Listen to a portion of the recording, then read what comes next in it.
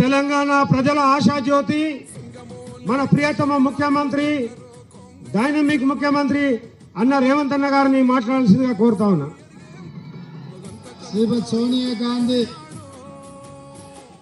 శ్రీ మల్లికార్జున్ ఖర్గే గారు, శ్రీ రాహుల్ గాంధీ గారు మన మల్కాజ్గిరి పార్లమెంటు నియోజకవర్గం నుంచి కాంగ్రెస్ పార్టీ అభ్యర్థిగా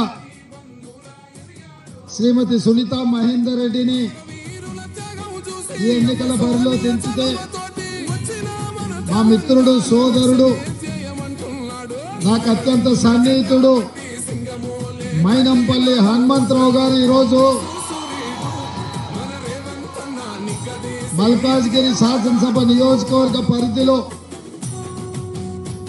వేలాది మంది ఆడబిడ్డలతో, యువకులతో పెద్ద ఎత్తున సమావేశాన్ని ఏర్పాటు చేసి ఈ సమావేశంలో శాసన మండలి సభ్యులు, మాజీ మంత్రివర్యులు మహేందర్ రెడ్డి గారు, మేడ్చల్ మాజీ శాసనసభ్యులు సుధీర్ రెడ్డి గారు, వజ్రేష్ యాదవ్ గారు, నక్క ప్రభాకర్ గౌడ్ గారు, హరివర్ధన్ రెడ్డి గారు, స్థానిక కార్పొరేటర్ జితేందర్ నాథ్ గారు ఈరోజు మీ ఆశీర్వాదం పొందడానికి వచ్చిన మా సోదరిమణి సునీతా మహేందర్ రెడ్డి గారు ఈ సమావేశంలో పాల్గొని 100% రేపు జరగబోయే ఎన్నికల్లో కాంగ్రెస్ పార్టీని అభ్యర్థిగా గెలిపించడానికి విచ్చేసిన మీకందరికీ మనస్ఫూర్తిగా ధన్యవాదాలు, కృతజ్ఞతలు తెలియజేస్తున్న మిత్రులారా. అక్కడి నుంచి దాదాపుగా 3 కిలోమీటర్ల నుంచి నేను చూసుకుంటూ వస్తున్నా. మా అక్కలు, మా ఆడబిడ్డలు వేలాది మంది వచ్చి తమ తోటి ఆడబిడ్డకు అండగా నిలబడ్డందుకు అఖండమైన స్వాగతం పలికిన మా కళాకారులు, ఎక్కడికక్కడ డప్పు కళాకారులు,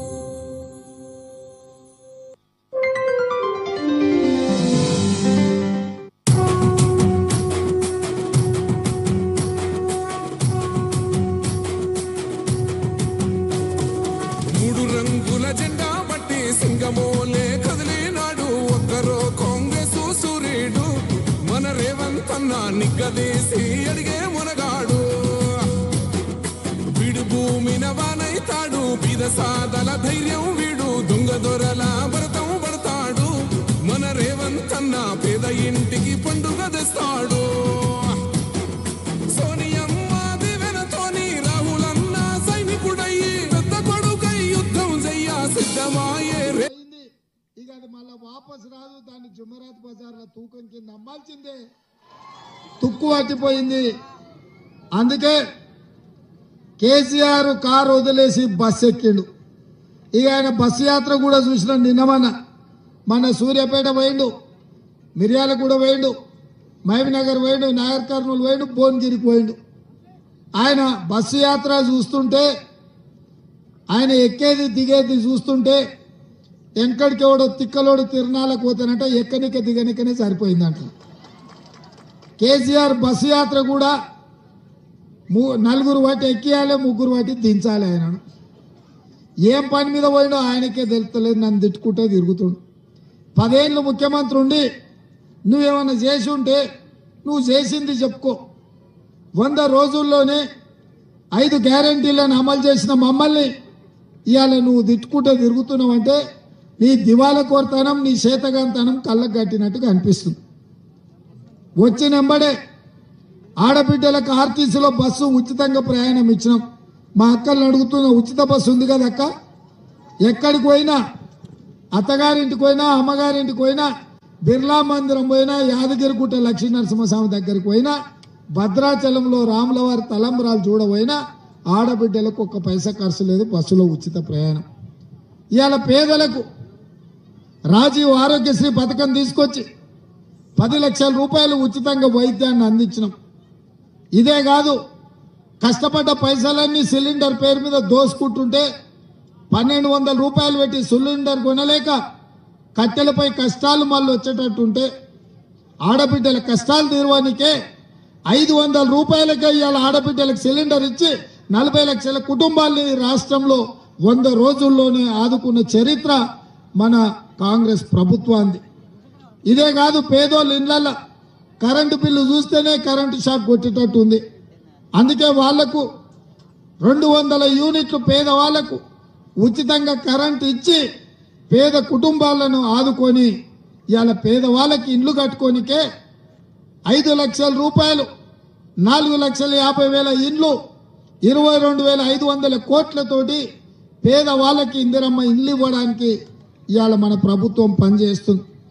ఇదే కాదు, తెలంగాణ ఉద్యమం అంటేనే నియామకాలు, నిరుద్యోగ సమస్య. అట్లాంటిది 3 నెలల్లో 30,000 ప్రభుత్వ ఉద్యోగాలు ఇచ్చి నిరుద్యోగుల కుటుంబాలను ఆదుకొని ఎల్బీ స్టేడియంలోనే ఆ కుటుంబాలను అందరినీ రప్పించి వాళ్ళ కళ్ళల్లో ఆనందం చూసింది మన ప్రభుత్వం. ఇవాళ ఈ దేశంలో బీసీ జనాభా లెక్క కట్టి 50% వాళ్ళ రిజర్వేషన్లు పెంచాలని బీసీ జనాభా లెక్కించడానికి ఇవాళ మనం అనుమతించి నిధులు ఇచ్చింది మన ప్రభుత్వం, మన పార్టీ. మనం ఇట్లా మంచి పనులు చేస్తుంటే నిన్న మన బీజేపీ నుంచి ఈటెల రాజేందర్ ఇవాళ మల్కాజ్గిరిలో ఓట్లు అడుగుతుండు. ఆయన కొత్తోడు కాదు, గత ప్రభుత్వంలో ఆయన మంత్రి, ఆర్థిక మంత్రి, ఆరోగ్య శాఖ మంత్రి, అన్ని మంత్రులు కేసీఆర్ పక్కన కూర్చున్నాడు. కేసీఆర్తో పాటు తెలంగాణలో జరిగిన అన్ని దుర్మార్గాలకు ఈటెల రాజేందర్ కూడా కారణం కాదా? ఆయనకి ఈయనకు పంపకాలలో తేడా వచ్చి వాళ్ళు పంచాయతీ పెట్టుకుంటే ఈయనను బయటికి పంపిస్తే బయటికి వచ్చాడు. బీజేపీలోకి పోయిండు, హుజూరాబాద్లో ఎమ్మెల్యే అయ్యిండు. హుజూరాబాద్లో మరి నరేంద్ర మోడీని అడిగి 1,000 కోట్లు తెస్తా అన్నాడు. 1,000 కోట్లు తెచ్చి హుజూరాబాద్ అభివృద్ధి చేసి ఉంటే మన ఎమ్మెల్యేగా హుజూరాబాద్లో ఎందుకు ఓడగొడతారని నేను అడుగుతున్నా. హుజూరాబాద్లో ఉప ఎన్నికల్లో ప్రజలకు ఇచ్చిన మాట నరేంద్ర మోడీ నుంచి తెస్తున్న నిధులు లేకపోవడం వల్ల హుజూరాబాద్లో ఎమ్మెల్యే ఓడగొట్టిండ్రు. ఇవాళ మళ్ళీ మన దగ్గరకు వచ్చి ఎంపీకి నిలబడతా అంటున్నాడు. ఈ ప్రాంతంలో ఇల్లు కట్టుకున్నాడు, ఇక్కడనే ఉంటున్నాడు. ఎన్నడన్నా మన మల్కాజ్గిరి పేదల దగ్గరకు వచ్చిందా? వర్షాకాలంలో మన ఇండ్లు మునుగుతూ వచ్చిందా? మన వాళ్లకు ఆదుకోవడానికి కేంద్రం నుంచి ఏమన్నా నిధులు తెచ్చిందా? మన మూసీలో చిన్న పాప కొట్టుకపోతే నాలలో పడి కనీసం ఆ కుటుంబాన్ని పలకరించడానికి అన్న వచ్చిందా? ఏ రోజు మన కష్టాలలో రాలే. ఎన్నడైనా మీ మంచికి మీ చెడ్డకు మీరుతో గెలిచినా ఓడినా రాత్రి మగళ్ళు మీ మధ్యలో ఉన్నది మైనంపల్లి హనుమంతరావే తప్ప సొంత పైసలు కోట్ల రూపాయలు ఖర్చు పెట్టి తన నియోజకవర్గంలో అభివృద్ధి చేసిన నాయకుడు ఎవరని రాష్ట్రంలో ఉన్నారంటే మీ మల్కాజ్గిరి ప్రాంతానికి మీ మాజీ శాసనసభ్యులు మైనంపల్లి హనుమంతరావు గారు. మొన్న జరిగిన అసెంబ్లీ ఎన్నికల్లో తప్పు జరిగింది. ఈ ప్రాంతం నుంచి మైనంపల్లిని గెలిపించుంటే ఇవాళ మన మంత్రివర్గంలో మంత్రిగా ఉండి మీ ప్రాంతాన్ని అభివృద్ధి చేస్తాడు. అందుకే ఇవాళ మీకందరికి విజ్ఞప్తి చేస్తున్నా, ఈ మొత్తం పార్లమెంటు నియోజకవర్గానికి బాధ్యత పెట్టి ఇన్ఛార్జిగా పెట్టి సునీతమ్మని గెలిపించుకొస్తే ఆయననే ఈ ప్రాంతానికి మంత్రిలాగా మీ సమస్యలన్నీ ప్రభుత్వంలో మాట్లాడి ఆ సమస్యల్ని పరిష్కరించే బాధ్యత సోదరుడు మైనంపల్లి హనుమంతరావు గారికి పనిచేసి పెట్టే బాధ్యత నాది. ఆనాడు కొడంగల్లో కక్ష కట్టి నన్ను ఓడగొడితే 14 రోజుల్లోనే ఈ ప్రాంతం నుంచి ప్రశ్నించే గొంతుగా నన్ను గెలిపించింది మీరు. ఈ మల్కాజ్గిరి అసెంబ్లీలోనే 11,000 మెజారిటీ ఇచ్చి ఆనాడు నన్ను ఎంపీగా గెలిపించారు. మీరు అండగా నిలబడి నన్ను గెలిపించింది కాబట్టి, నన్ను ఎంపీగా గల్లీ నుంచి ఢిల్లీకి పంపించింది కాబట్టి కాంగ్రెస్ పార్టీ పిసిసి అధ్యక్షుని చేసింది. ఆ బాధ్యతని రాష్ట్రం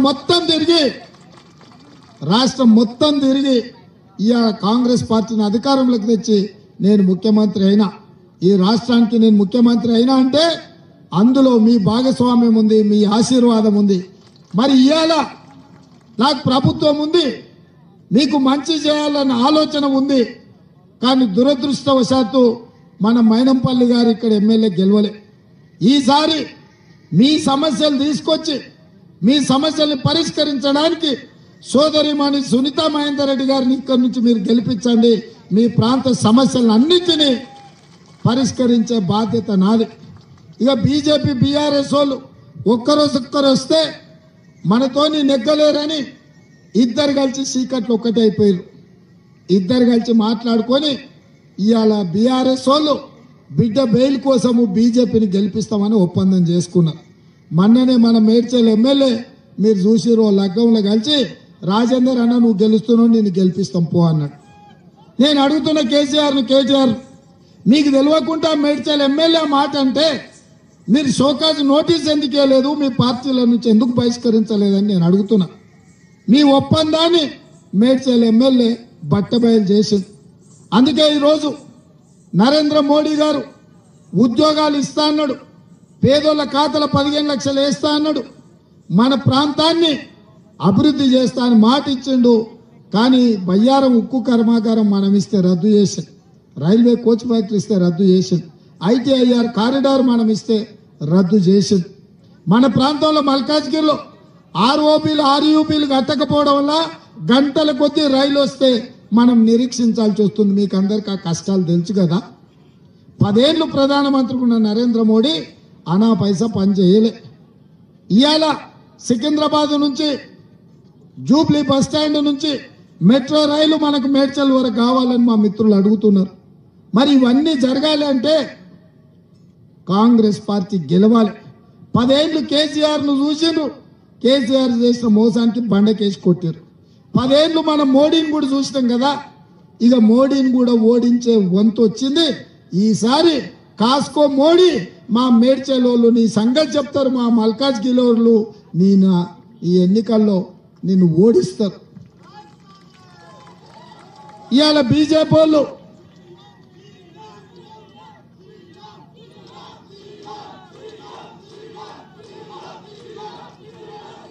ఇక బీజేపీ వాళ్ళని చూస్తే అయితే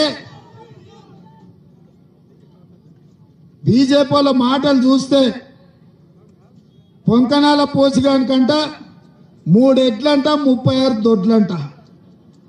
ఏం చేసిరా మీరు, మా పేదోళ్ళకి ఇల్లు కట్టించిరా అంటే జై శ్రీరామ్ అంటాడు. అయ్యా మా ఊరికి రోడ్డు ఎందుకు వేయలేదంటే మేము అయోధ్యలో రామ మందిరం కట్టించినామంటారు. అయ్యా మా పిల్లలకు ఉద్యోగాలు ఇవ్వలేదు ఎందుకు అని అంటే హనుమాన్ జయంతి మేము గొప్పగా చేసినామంటారు. నేను అడగదలుచుకున్న బీజేపీ వాళ్ళని, అయ్యా శ్రీరామనవమి, హనుమాన్ జయంతి, దసరా, దీపావళి, సంక్రాంతి, ఉగాది పండుగలు మీరు ఉట్టకముందు, మీ తాతలు ఉట్టకముందు మా తాతలు ముత్తాతలు చేసిన పండుగలు మీరు మాకు నేర్పాలనా? శ్రీరామనవమి మా తాతలు మా ముత్తాతలు చేయలేదా? హనుమాన్ జయంతి మేము చేయలేదా? ఇదే కాదు ఇంకా కొన్ని పండుగలు నేను గుర్తు చేస్తా. పోసమ్మకు, ఎల్లమ్మకు, మైసమ్మకు మా తాతల నుంచి కోడి కోసినాం, కళ్ళు కోసినాం రా నాయన, మాకొచ్చి చదువు చెప్తారేంటి? ఇవాళ ఎంతసేపు మతాన్ని అడ్డం పెట్టుకొని ఓట్లు కొల్లగొట్టి ఈ రాష్ట్రానికి దేశానికి అధికారంలోకి రావాలని చూస్తున్నారు. ఇది మంచిదా? మీరు చేసింది ఏందో చెప్పండి. ఎన్నికల్లో మతాన్ని ప్రస్తావించొద్దని మేము అంటున్నాం. ఇక వాళ్ళు ఎంతసేపు ఉన్నారు ఓట్ల మీద, దేవుణ్ణి చూపించి ఓట్లు అడుక్కుంటారు. అందుకే నేను మా బీజేపీలకు చెప్తున్నా, ఈటల రాజేందర్ చెప్తున్నా, నేను మతం ముసుగులో ఓట్లాడుకుడు కాదు, దేవుడు గుడిలో ఉండాలి, భక్తి గుండెల్లో ఉండాలి. వాడే నిజమైన హిందూ. నిజమైన హిందూ ఎవరయ్యా అంటే దేవుడు గుళ్ళో ఉండాలి, భక్తి గుండెల్లో ఉండాలి. ఆ దేవుడిని మనం భక్తితో పూజ చేయాలి. అప్పుడే నిజమైన హిందూ. కానీ బస్ స్టాండ్లో పోటీ చిల్లర అడుక్కున్నట్టు పెద్ద స్తంభాలు పెట్టుకొని దేవుడి బొమ్మ పెట్టుకొని అయ్యా చిల్లరే చిల్లరే అని అడుగుతుంటారు. ఇవాళ బీజేపీ వాళ్ళు కూడా దేవుడి బొమ్మ పెట్టుకొని ఓట్లు అడుక్కునే ప్రయత్నం చేస్తున్నారు. కాబట్టి ఇవాళ ప్రజలారా ఆలోచన చేయండి. మన ఆకలి తీరాలంటే మన ప్రాంతానికి పరిశ్రమలు రావాలి. మన నిరుద్యోగ సమస్య తీరవాలి అంటే ప్రభుత్వం ఉద్యోగ ఉపాధి అవకాశాలు కల్పించాలి. అందుకే ఈరోజు ప్రభుత్వం అనేది ఉన్నది. 4.5 ఏళ్ళు మనం అధికారంలో ఉంటాం. ఇవాళ అందుకే కాంగ్రెస్కు ఓటు వేయండి. సునీత మహేందర్ రెడ్డి గారిని ఎంపీగా గెలిపించండి. ఈటల రాజేందర్ సుట్టపైనే అట్లొస్తాడు ఇట్లా పోతాడు, అమాసకు పుణ్యానికి చంద్రుడు వచ్చినట్టు తప్ప ఆయన చేసేదేమీ లేదు. అందుకే ఈరోజు ఈ ప్రాంతంలో ఉన్న వాళ్ళకు, ఇక్కడ ఉండే చదువుకున్న యువకులకు బీజేపీకి ఓటు వేస్తారంటే బీజేపీ విధానం రిజర్వేషన్ల రద్దు. ఇవాళ ఎస్సీ ఎస్టీ బీసీ ఓబీసీలకు చెప్తున్నా, మీరు వేసే బీజేపీ ఓటు మీ రిజర్వేషన్లు రద్దు అవుతాయి. ఇవాళ కాంగ్రెస్ పార్టీ రైల్వే తెచ్చింది, ఎయిర్పోర్ట్ తెచ్చింది, బిఎస్ఎన్ఎల్ తెచ్చింది, ఎల్ఐసి తెచ్చింది, బిహెచ్ఎల్, ఐడిపిఎల్, బీడీఎల్, డిఫెన్స్ ఫ్యాక్టరీలు తెచ్చి ఎస్సీ ఎస్టీ బీసీలకు రిజర్వేషన్లు ఇచ్చి లక్షలాది ఉద్యోగాలు ఇచ్చింది. మరి ఇవాళ ఇన్ని పరిశ్రమలు పెట్టి ప్రాంతంలో మా రైల్వే కార్మికులు, మా రైల్వే ఎంప్లాయీ చాలా మంది ఉన్నారు. మీ రైల్వేస్ కట్టింది కాంగ్రెస్ కాదా? మీకు ఉద్యోగాలు ఇచ్చింది కాంగ్రెస్ కాదా? మీకు రిజర్వేషన్లు ఇచ్చింది కాంగ్రెస్ కాదా? ఇవాళ రైల్వేస్ ఉద్యోగులారా మీరు ఆలోచన చేయండి. మీరు మోడీ కోటేస్తే మీ రైల్వే శాఖ మొత్తం అదానికి తెగనమ్ముతాడు నరేంద్ర మోడీ. మీ ఉద్యోగాలకు భద్రత లేదు. మీ ఎల్ఐసిని అదాని అంబానికి తాకట్టు పెడతాడు. అందుకే ప్రభుత్వ ఉద్యోగులు ఇవాళ ఆలోచన చేసి ఓటు వేయాలి. మీ రైల్వే శాఖ, మీ బిఎస్ఎన్ఎల్, మీ ఎల్ఐసి, మీ బిహెచ్ఎల్ కాపాడాలి అంటే, మీ ఉద్యోగాలు ఉండాలి అంటే మోడీ ఉద్యోగం ఊడాలి. మోడీ ఉద్యోగం ఉంటే మీ ఉద్యోగాలు పోతాయి. మోడీ ఉద్యోగం ఊడగొడితే మీ ఉద్యోగాలు ఉంటాయి. ఇవాళ మోడీని ఓడిస్తే మీకు రిజర్వేషన్లు ఉంటాయి. మోడీ గెలిచిందంటే SC ST BC OBC minority రిజర్వేషన్లు రద్దు అవుతాయి. నిన్న మన బీజేపీలు ఒకటే పద్యం ఎత్తుకున్నారు, మేము వచ్చిన వెంబడే మేము రిజర్వేషన్లు తీసేస్తాం, అందుకే మాకు 400 సీట్లు ఇవ్వమంటారు. 400 సీట్లు ఇస్తే పార్లమెంట్లో 2/3 మెజార్టీతోని రిజర్వేషన్లను ఒక బిల్లుతోని ఖతం చేసి ఈ దేశంలో రిజర్వేషన్లు లేకుండా ఈ దేశాన్ని అదాని అంబానీలకు తాకట్టు పెట్టడానికి ఇవాళ వాళ్ళు నిర్ణయం తీసుకున్నారు. అందుకే మిత్రులారా, అన్ని ఆలోచన చేసి ఒక మంచి నిర్ణయం తీసుకోండి. మన ప్రభుత్వం ఈ ప్రాంతాన్ని అభివృద్ధి చేస్తుంది, మీ సమస్యల్ని పరిష్కరిస్తుంది. రేపు జరగబోయే ఈ ఎన్నికల్లో సునీత మహేందర్ రెడ్డి గారిని 1,00,000 మెజార్టీతో గెలిపించండి. సునీతక్కని మీరు గెలిపిస్తే ముఖ్యమంత్రిగా నేనుంటా, మీ నాయకుడిగా, మీ అభిమాన నాయకుడిగా మైనపల్లి ఉంటాడు, చీఫ్ విప్ గా మహేందర్ అని ఉంటాడు. ఒక్క ఓటేస్తే మేమందరం మీకు సేవ చేస్తాం. మేము మరి మీ ప్రాంతాన్ని అభివృద్ధి చేయాలంటే మీ నుంచి మనులు అడుగుతలేం, మాణిక్యాలు అడుగుతలేం, మీ ఆస్తులు అడుగుతలేం, మీ వజ్ర వైదూర్యాలు అడుగుతలేం. ఏమడుగుతున్నా నేను మిమ్మల్ని? ఏమడుగుతున్నా మా అక్కలు చెప్పాలి. ఏమడుగుతున్నా? ఎన్నోసార్లు ఎంతో మందికి వేసారు. ఈసారి మీ ఆడబిడ్డను సునీతమ్మను ఆశీర్వదించండి. 3 మహిళలకు ఇచ్చిన, ఆదిలాబాద్లో అత్రం సుగుణకి ఇచ్చిన, వరంగల్లో కావ్యకి ఇచ్చిన, మల్కాజ్గిరిలో సునీతమ్మకి ఇచ్చిన. ఆడబిడ్డల చేతుల సంసారం పెత్తనం ఉంటే భద్రంగా ఉంటుంది. జాగ్రత్తగా సమస్యల్ని పరిష్కరిస్తారనే నమ్మకంతో ఒక ఆడబిడ్డకి ఇచ్చిన. ఇవాళ ఆడబిడ్డలే ఆలోచన చేసుకోరు. మిమ్మల్ని మీరు గెలిపించుకోండి. మీ ఓటు మీరు వేసుకుంటే చాలు, ఎవరు ఓట్లు అక్కర్లేరు. మా వాళ్ళు అక్కడిక్కడ ఏమైనా వేసినా, ఓట్లు వేసినా వేయకపోయినా నడుస్తుంది. ఆప్కో ఫుల్కో దావతులకు మా సోదరులు ఏమైనా అటు ఇటు చేసినా, వాళ్ళు ఏమైనా మీకు చెప్పిందల్లా వినండి, తలకాయ ఊపండి. బూత్లకు పోయినాక మాత్రం మీ ఆడబిడ్డని మీరు గెలిపించుకోరు. ఇక మీదే జిమ్మేదారి. మా అక్కలు సిద్ధమేనా?